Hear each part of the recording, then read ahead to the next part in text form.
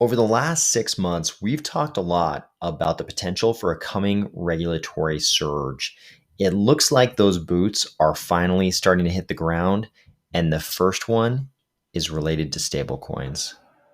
Ready? Let's go.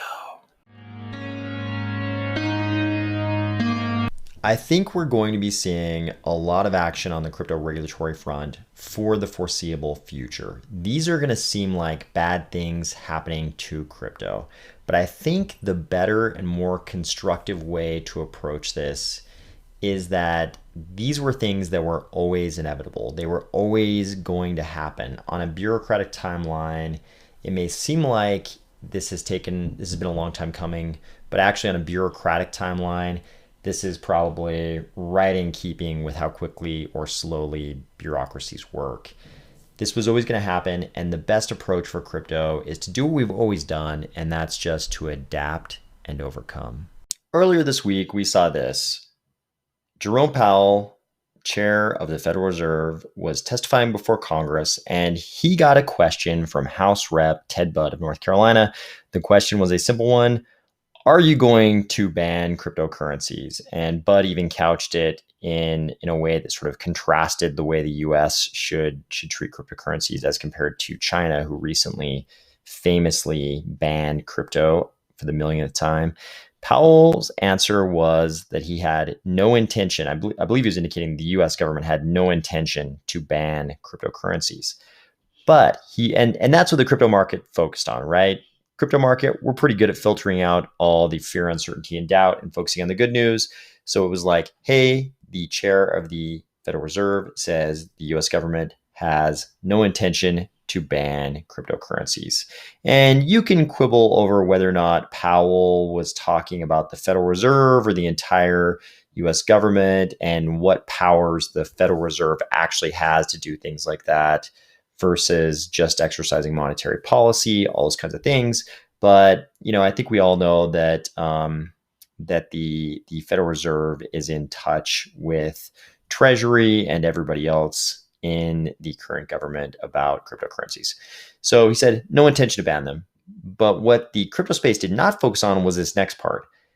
When he mentioned stablecoins, the question wasn't about stablecoins, but in saying he wasn't going to ban cryptos, he did make a pretty big caveat here. He says stablecoins are like money market funds, are like bank deposits, but they're to some extent outside the regulatory perimeter, and it's appropriate that they be regulated. Same activity, same regulation.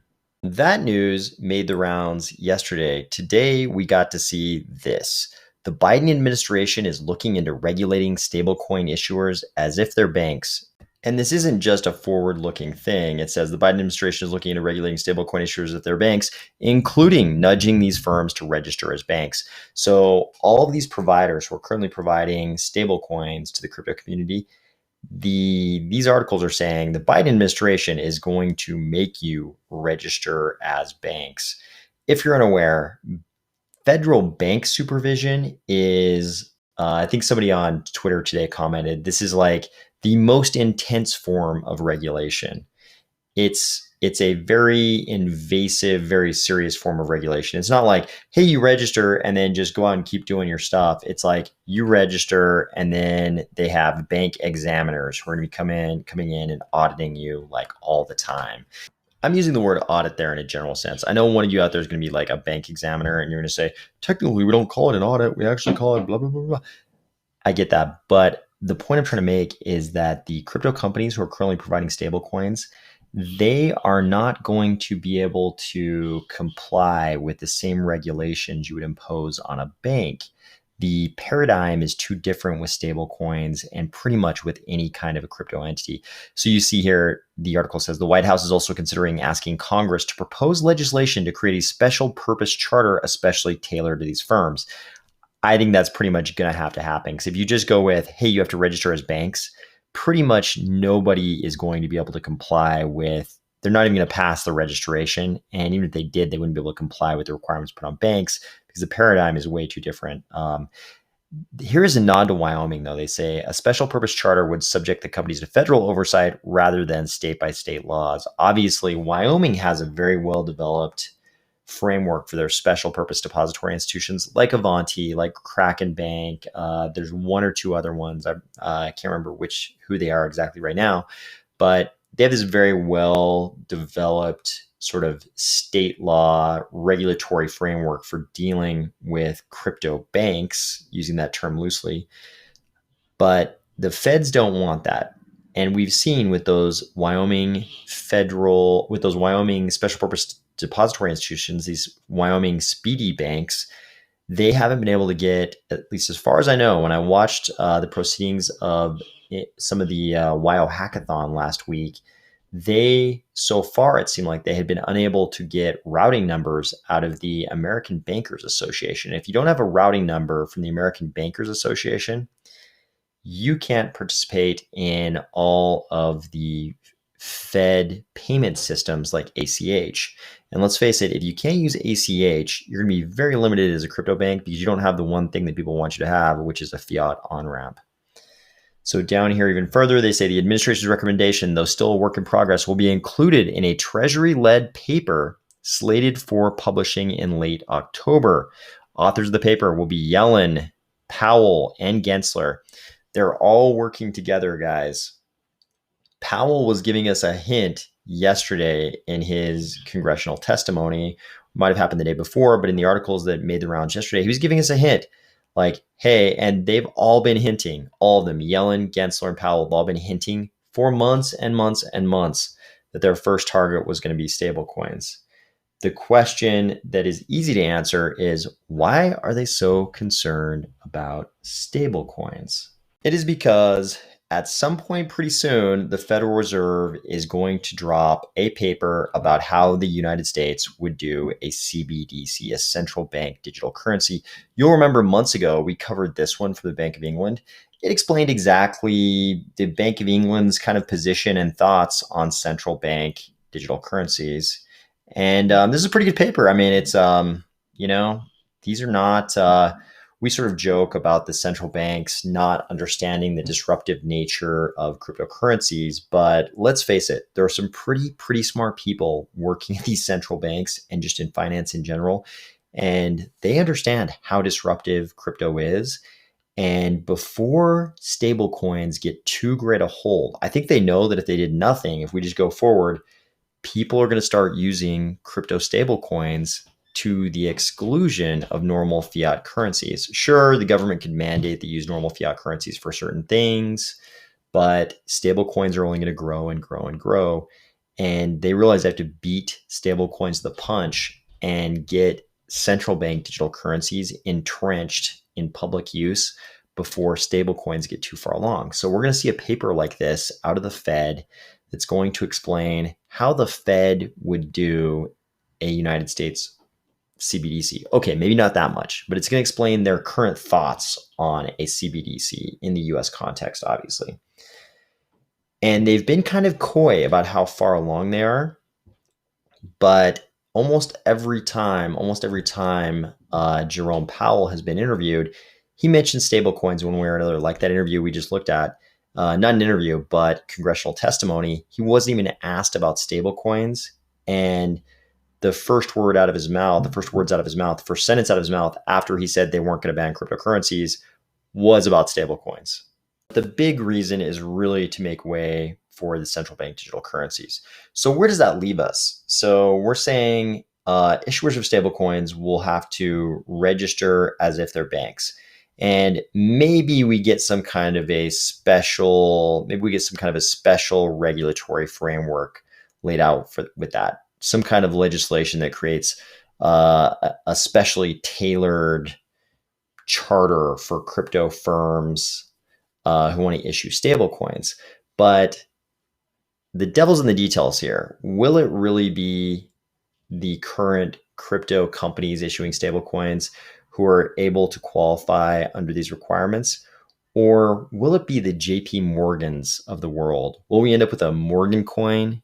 Maybe we just call it a morgue. Maybe we just call it the morgue, because the only people who are going to want to use that are not going to be the crypto types like us. They're going to be the people who are almost dead. They're so old, they're almost dead. Those are going to be the people who are going to be enthusiastic about the morgue coin. But we're not just in crypto, guys. We're in Cardano, and the leadership of our project actually thinks about these things. So if you go to the Wall Street Journal article that all the other press is kind of referencing in regard to this Biden administration new non-announcement, I think they basically just told the Wall Street Journal what they're going to do. You're gonna see this video. So this video, this Wall Street Journal video, basically just goes through and tells you about the alleged evils of Tether. You can see even in the thumbnail, they just have like the Tether logo and a dollar bill, right? And they go through and they talk about all the controversies with Tether reserves.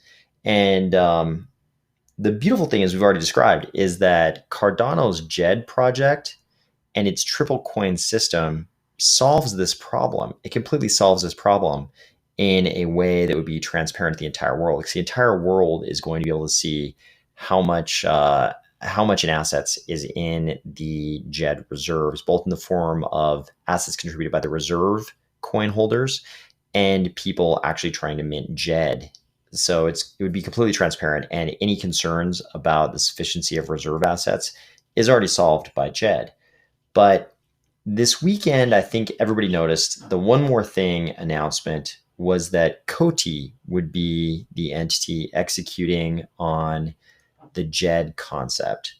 Obviously, IOHK had published the academic paper explaining exactly how Djed works with all the very fancy math stuff with a lot of symbols. I think vast majority of people will never understand, but they picked Coty. And this makes sense even on a non-geographic basis, right? Coty certainly seems extremely competent at everything blockchain related, and they are certainly a good pick to issue the stablecoin. I know. Coty is a DAG. It's a directed acyclic graph. It is not a blockchain. I know, but you know what I'm saying. But if you think about it, if stablecoins are about to face regulatory hurdles, and IOHK and Charles and everybody involved in Cardano, they're the kinds of people who are going to keep a finger on the regulatory pulse and watch what's going on and try to stay ahead of the curve.